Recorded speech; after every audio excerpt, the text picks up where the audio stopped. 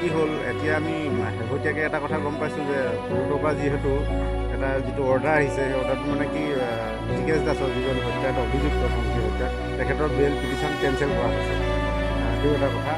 আৰু এটা কথা কওঁ যে যদি কোৰ্টৰ সেইবিলাক পৰীক্ষা কৰা যায় যে কিন্তু তদন্তকাৰী বিশেষকৈ আয়োজনে মোৰ দৃষ্টিত দেই তদন্তটো কিন্তু প্ৰক্ৰিয়াটো ভালকৈ চলাই দিছে এতিয়ালৈকে এই মুহূৰ্তলৈকে। বাকীখিনি কথা মই ক'ব নোৱাৰিম, এই কাগজ পত্ৰখিনি চাইহে কথাবিলাক মই কৈছোঁ।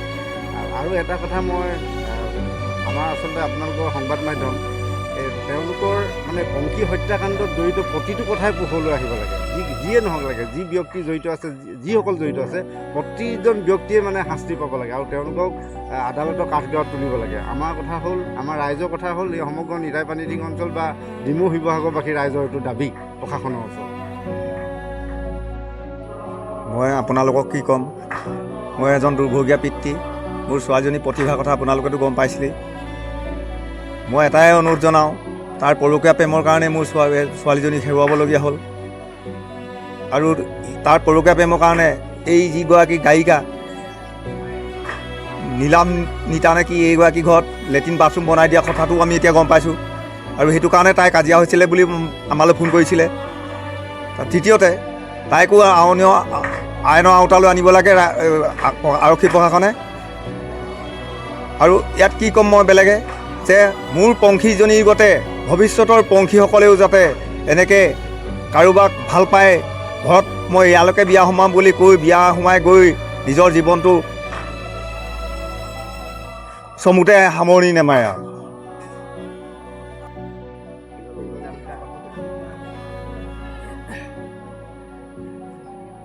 কিনো ক'ম আৰু মোৰ ক'বলৈ ভাষা নাইকিয়া হৈ গৈছে। মোৰ এডোখৰ বুকুৰ কলিজা এটা নিষ্ঠুৰ পাখণ্ডই খাই পেলালে, শেষ কৰি পেলালে। আজি প্ৰায় এমাহেই হ'ল। এমাহ মই আজি তাৰে সদ্গতি কামনা কৰি এখন শৰাই আগবঢ়াইছোঁ। আৰু হত্যাকাৰীয়ে উচিত শাস্তি পাওক। এতিয়া আমি তাৰ মোবাইলটো পাইছে বুলি গম পাইছোঁ, কিন্তু তাৰ ভগা টুকুৰা বুলি কৈছে, কি ওলাই নাজানো। হয়তো সি প্ৰমাণ নষ্ট কৰিবলৈ মোবাইলটো ভাঙি পেলাইছে। গতিকে এইটোৱে প্ৰমাণ কৰে সি যে তাইক হত্যা কৰিছে। আৰু এইটো বুলিয়ে নহয়, সি সম্পূৰ্ণৰূপে মই ছোৱালীজনী প্ৰথম দেখিবৰ পৰা যিমানখিনি তাইৰ আঘাতৰ চিন দেখিলোঁ স্পষ্ট হৈ আছে। তাত ক'বলৈ মানে একোৱেই নাই, সি যে তাইক নিৰ্মমভাৱে মাৰি পেলাইছে। গতিকে মোৰ ছোৱালীজনীক যিমান নিষ্ঠুৰভাৱে সি এই মৰিয়াই শেষ কৰি পেলালে, সিও যেন তেনেকৈ শাস্তি পাওক, ইয়াক ফাঁচি দিয়ক। ফাঁচিয়েই হ'ব তাৰ কাৰণে উত্তম শাস্তি। আজি মই সি উঠি অহা ছোৱালীজনী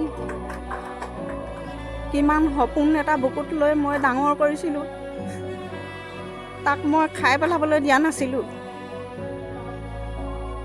এতিয়া আইন আৰু আদালতৰ জৰিয়তে বিচাৰ হ'ব বুলি ভাবিছোঁ, আগবাঢ়িছোঁ। যদিও ফৰেঞ্চিকৰ ৰিপৰ্ট আহিলেহে এইবিলাক আগবঢ়া হ'ব বুলি গম পাইছোঁ।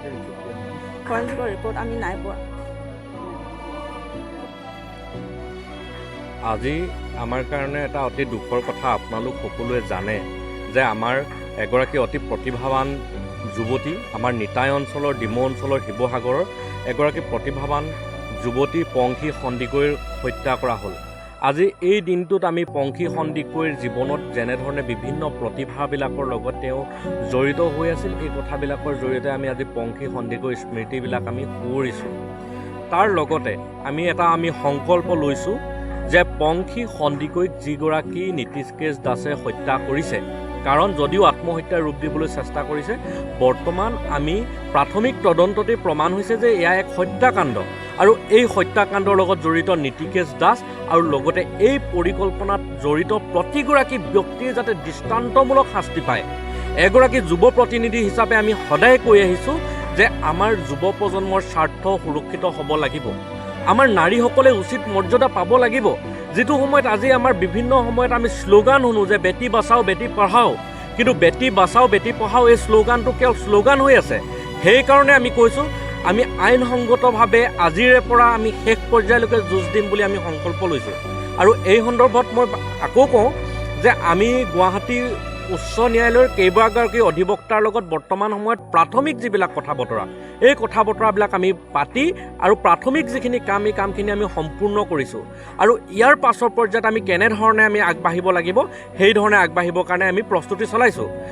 এই ক্ষেত্ৰত আকৌ আমি কওঁ যে বৰ্তমান সময়লৈকে আমাৰ প্ৰশাসনে আমাৰ বা যি আমাৰ চিকিৎসা বিভাগৰ ফালৰ পৰা আমাৰ পষ্টমৰ্টমৰ যিটো ৰিপৰ্ট আহিব লাগিছিল, এই যুঁজটো ভালকৈ যুঁজিবৰ কাৰণে তেওঁলোকে কিন্তু আমাক ইয়াত মানে সহযোগিতা কৰা নাই।